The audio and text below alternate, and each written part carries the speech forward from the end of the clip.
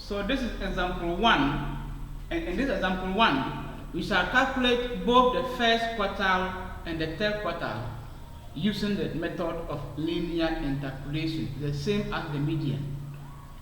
So look at this one. Use the same data to calculate the first quartile and the third quartile for this distribution. So let's look at the first quartile first, and we'll come to the second quartile in the next video. So we have the marks as you can see them here: 16 to 20, 21, 25, 26, 30, 31, 35, 36, 40, 41, 45, and 46, 50. Then the frequencies are also the 3, 7, 8, 12, 10, 6, and 4. And as usual, we'll have to find the column where we have the lower the class boundaries, because we need the lower class boundary of the first quartile class for this calculation. So we'll do that. We have the class boundaries here in that order, and we have to find our summation f, because summation f or n or total frequency is always required in every aspect of our calculation. So we'll determine the summation f or the n, and it's working. So when we add all these, we'll get 40, we'll get 50, and it's here. So remember, here we're dealing with the first quartile. So let's focus on the first quartile class. First quartile class. So since we're dealing with the first quartile, Q1, then we're looking for the first quartile class. First quartile class. So we're saying that the first quartile has the number 1/4, after because it's the first aspect of things that are divided into 4 parts. We are going to have first quartile, that 1/4. So we're going to have to calculate the first quartile class, we're going to have 1/4 times total frequency, or 1/4 times summation f. So we are seeing over here, so 1/4 times summation f. So here summation f is 50, so we're going to have 1/4 times 50. We're going to get 12.5.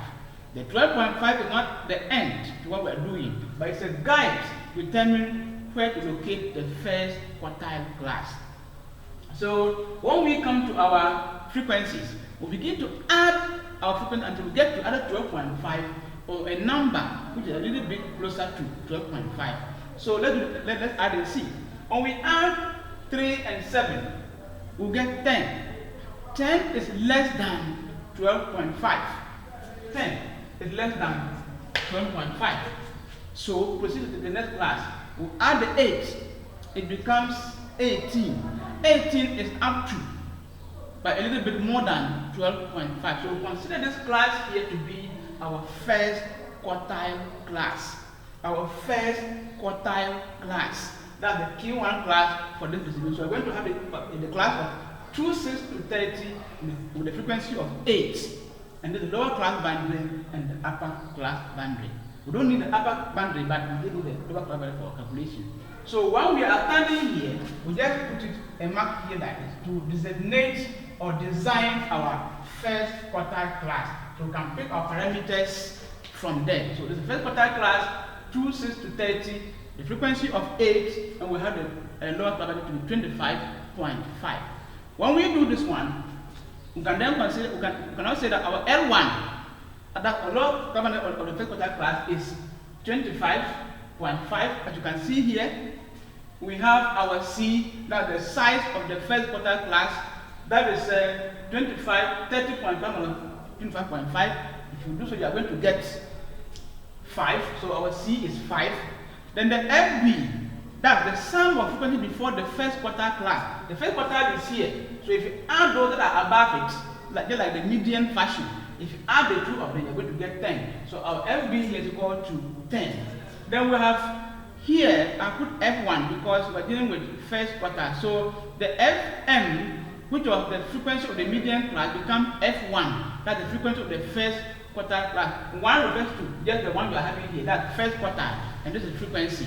So instead of Fm, you can commonly put the F1 to say you're looking for the frequency of the first quartile class. Frequency of the first quartile class. So you have F1 over here. So the frequency of the first quartile is here. The frequency of the first quartile class is equal to 8.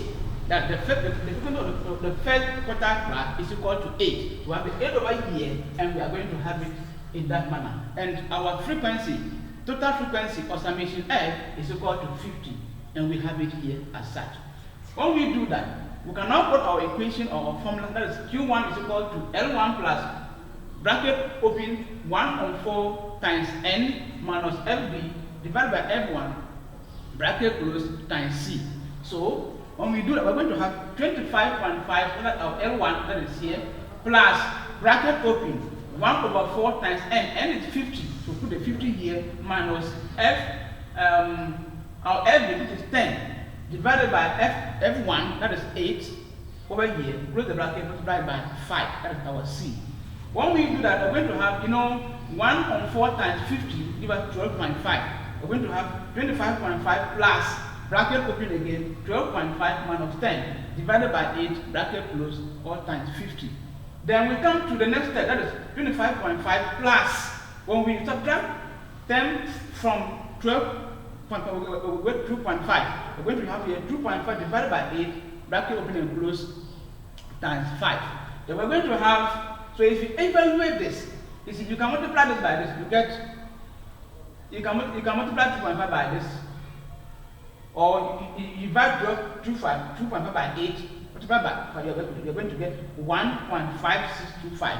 If you add this together, you're going to get 27 point some numbers that are there, and you're going to get 27.1, that's 2, 1 decimal place. And so this is the answer for the first quartile of this distribution. How do you interpret this figure? Because I've been saying that getting the answer is one thing, but how to interpret is another thing. So to interpret, what it says here is that, you see, the first quartile, that is 1 over 4, represents 25%. 1 over 4 represents 25%. So what this one tells you is that of the class of students, 25% of the students had a mark less than 27.1, and the same 25% had a mark more than 27.1, and that's what it means. That's to interpret this figure.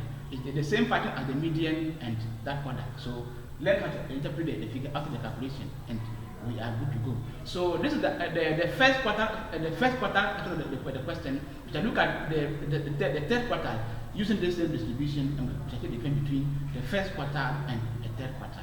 Thank you.